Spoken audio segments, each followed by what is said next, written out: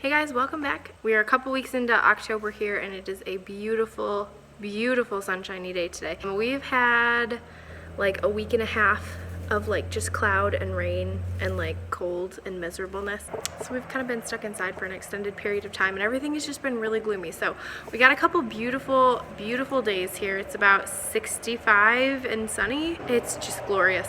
My husband and I are going to the Homesteaders of America conference this weekend in Virginia. So we're taking a little road trip. This is a delayed anniversary gift to me. He surprised me by buying a couple tickets to the Lunatic Tour at Polyface Farms in September, but through a series of events it just didn't end up working out, and so instead we decided to go to the Homesteaders of America conference. I think this is the third year in a row it's happened. For those of you who don't know, one of my favorite people to glean information from is Joel Salatin. He's just a wealth of knowledge. The information he shares is just addicting. I love it so much. So he's gonna be there. I'm going to bring my favorite book from him. I'm hoping to get it signed. We'll see. I don't know exactly how that'll all work out. Either way, I'm really excited to just kind of go on a little getaway. Before doing that, we have a couple beautiful days here. I really just wanted to clean up a few things that needed attention, so I thought I'd take you along with me while we did that. The shed is a little bit of a mess, so the first thing I'm gonna do is tidy that up.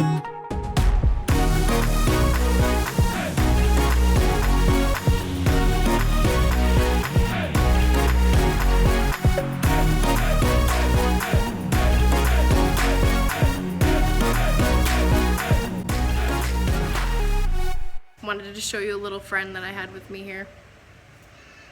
Does she have a large, beautiful coop to lay an egg in? Yes, she does.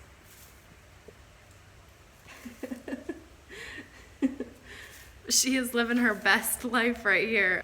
I buy a couple bales of straw at a time for the chicken enclosure, just to throw more carbon on the ground to keep the ground as covered as possible.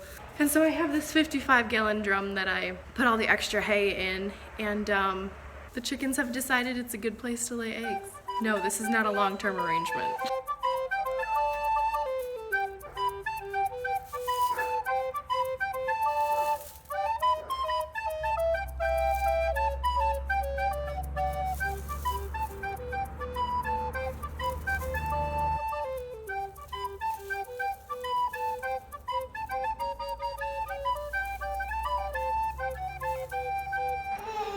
What did you do? Yeah? Did you find a chair? Did you pull my chair out? Say, good job. Good job. Yay! The word clean is always relative in a shed, but it feels good to have some things tidied up. I saved all the sawdust from the saws that I blew off with the vacuum. I'm gonna throw that in the chicken coop where there's higher concentrations of poop, like where they sit on the roosting bar and they poop all night. One thing you should know is if your chicken coop stinks, that's called mismanagement. That means you have too much nitrogen and not enough carbon. So you need things like sawdust, pine shavings, straw, different things like that that will help absorb all the poop. So I don't always clean the shed, but when we do, we try to put all the sawdust in a pile, and then I just usually sprinkle that on the areas where there's higher concentrations of poop in the chicken coop, because that'll keep it from smelling.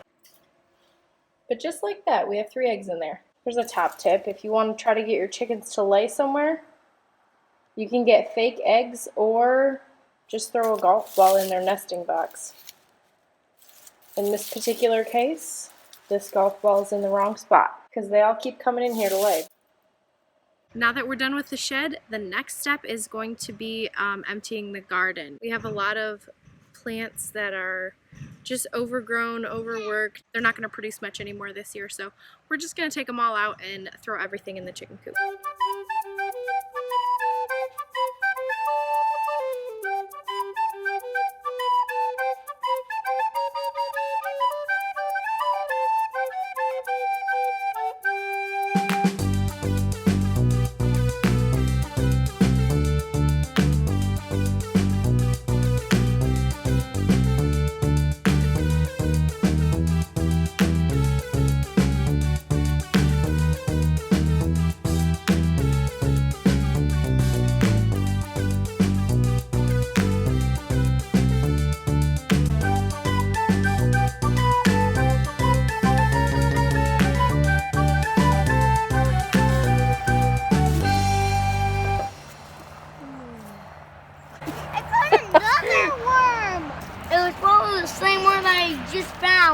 No.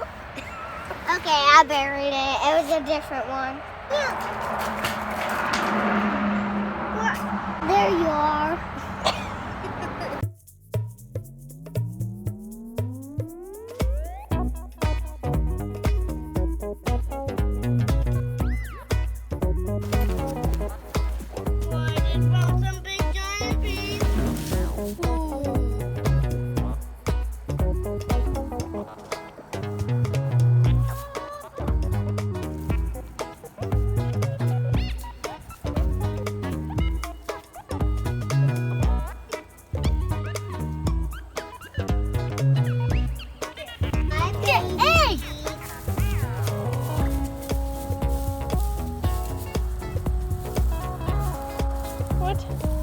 Please don't crack it. It has a little bit of bumps on it.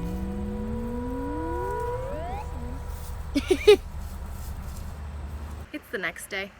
We did not finish up all the things I wanted to do. The kids got hungry, my husband had to work late, so we just kind of called it a day and went inside and made supper. And I had to pack my kids. Like I said earlier, my husband and I are going to the Homesteaders of America conference in Virginia this weekend. My mom was the one who took the kids, so we had to get them all packed and ready for that. She took all 3 kids and the dog, so it is awfully quiet around here.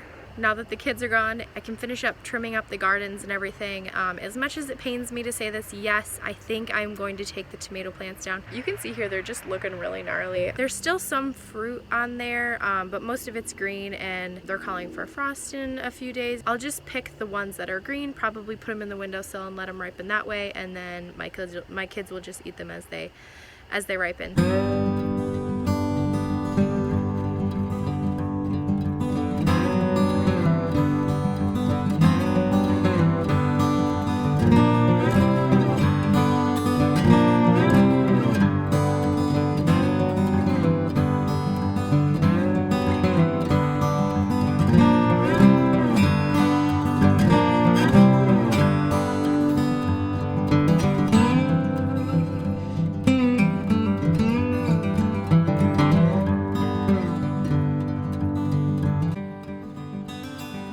Everything looks so naked.